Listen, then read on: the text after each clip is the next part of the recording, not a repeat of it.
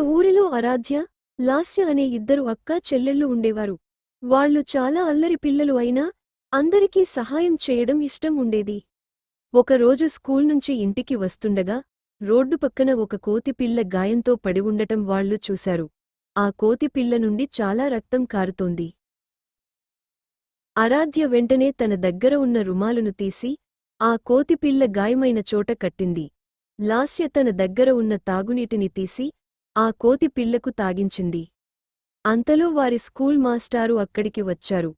పిల్లలు ఏం చేస్తున్నారో చూసి ఆశ్చర్యపోయారు. అతను దగ్గరకు వచ్చి ప్రేమగా చెప్పాడు.